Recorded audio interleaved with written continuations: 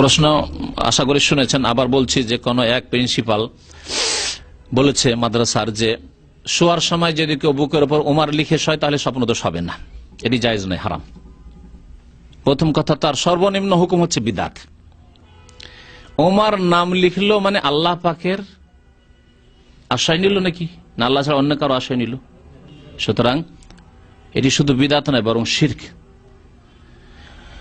সুতরাং এই করবেন না, কেউ ওমরের নাম লিখবেন, কেউ আলীর নাম লিখবে, কেউ হাসান হোসেনের নাম লিখবে, কেউ ৫-৫ লিখবে, আলী ফাতেমা হাসান হোসেন। আমাদের ক্যালেন্ডার গড়িতে লিখাতে আলী ফাতেমা হাসান হোসেন ৫-৫ শিয়া রাফেজিদের শিরকি কুফরি মতবাদ ঢোকা আছে।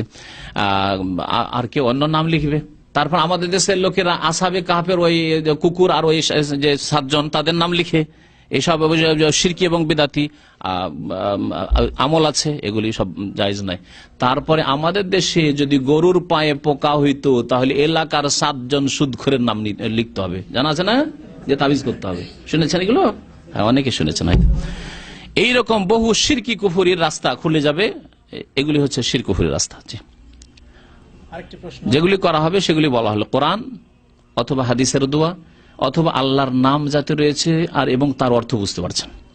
জি, কেউ যদি কোরআনের সূরা অথবা হাদিস দ্বারা জারফুক করে তাহলে কি তার জন্য পবিত্রতা বা ওযু করা পূর্ব শর্ত রয়েছে কিনা?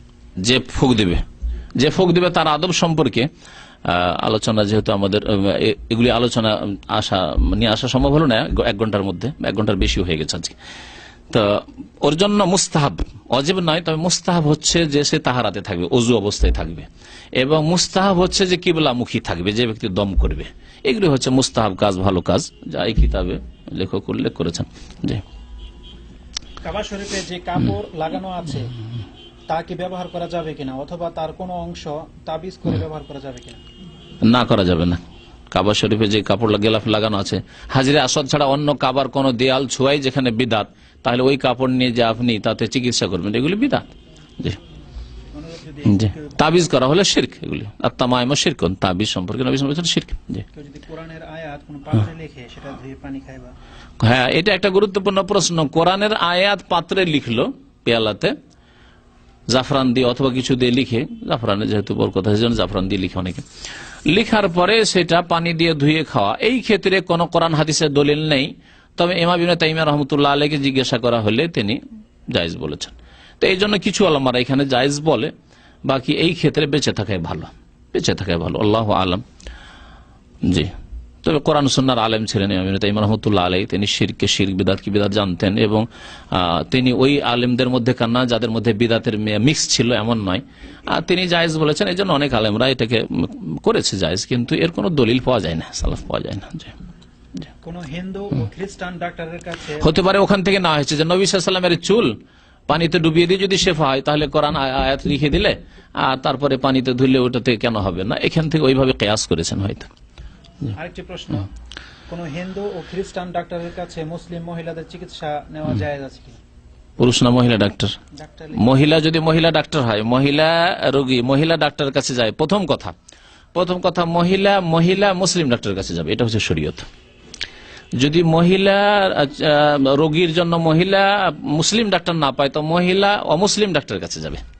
2 নম্বরে, যদি মহিলা অমুসলিম ডাক্তার না পায় মহিলা রোগীর জন্য, তাহলে মহিলাকে নিয়ে পুরুষ মুসলিম দিনদার ডাক্তারের কাছে যাবে। আল্লাহকে ভয় করে যে ব্যক্তি, যতটা খোলার প্রয়োজন, যতটা দেখার প্রয়োজন, ততটাই দেখবে সে।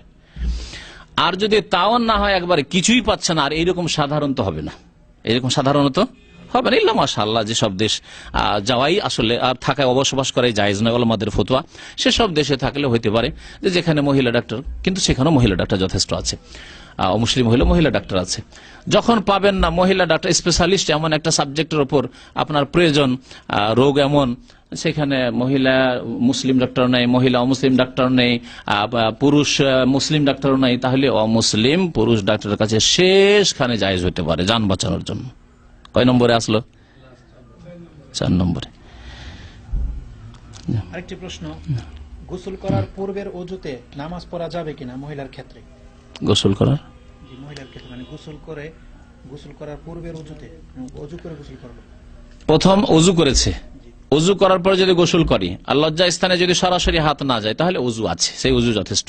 কিন্তু যদি উজু না করে থাকে আর গোসল করলো, শুধু আগে উজু করেনি, গোসল করলো, তাহলে এই গোসলেই নামাজ পড়া যাবে না, কারণ তরতিব ফরজ তরতিব গোসলে থাকেনি।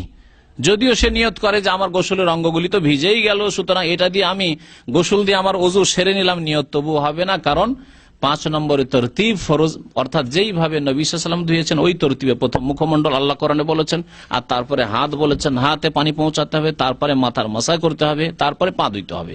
একজন মানুষ যখন গোসল করে তখন মুখমণ্ডলে পানি যায় না, মাথায় পানি ঢালে হয়তো, তাহলে মাথায় আগে চলে গেল, মাসা 3 নম্বরে আল্লাহ উল্লেখ করেছেন। সুতরাং তরতিবের খেলাফ হওয়ার জন্য ওযু হবে না গোসলের দ্বারা, এটা হচ্ছে সঠিক।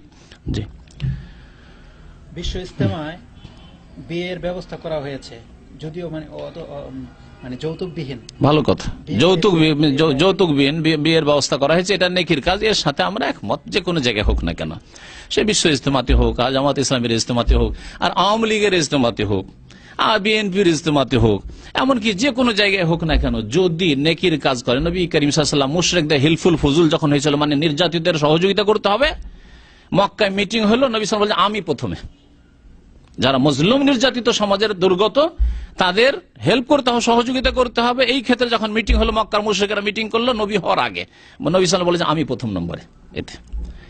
সুতরাং এই ক্ষেত্রে আমাদের কোনো দ্বিমত নেই, 5 ওয়াক্ত নামাজ পড়তে হবে, তাবলীগ ভাইরা করছেন, এতে কোনো দ্বিমত নেই, কিন্তু ফাজাইল আমল পড়তে হবে, যাতে শিরক বিদআত আছে, হ্যাঁ এখানে শিরক বিদআত ছেড়ে দিন আল্লাহর রাস্তায়। তো যতটুকু ভালো কাজ আছে তার সাথে আমরা উম্মতে মুসলিমা সবাই এক, মুসলিম ভাই বোনদের সাথে। কিন্তু যেখানে বিদআত আছে, যেখানে শিরক আছে, আমরা শিরক বিদআতের ক্ষেত্রে কোনো সমঝোতায় বিশ্বাসী নয়। বৃহৎ কোনো স্বার্থ নেই শিরক বিদআত দূর করা ছাড়া, শিরক বিদআত দূর করা, আল্লাহর একত্ব প্রতিষ্ঠা করা, এটা হচ্ছে বৃহৎ স্বার্থ, এর চাইতে বড় বৃহৎ স্বার্থ আর কিছু নেই। জি, ওয়া সাল্লাল্লাহু আলা নবিয়িনা মুহাম্মদ ওয়া আলা আলিহি ওয়া সাহবিহি আজমাইন।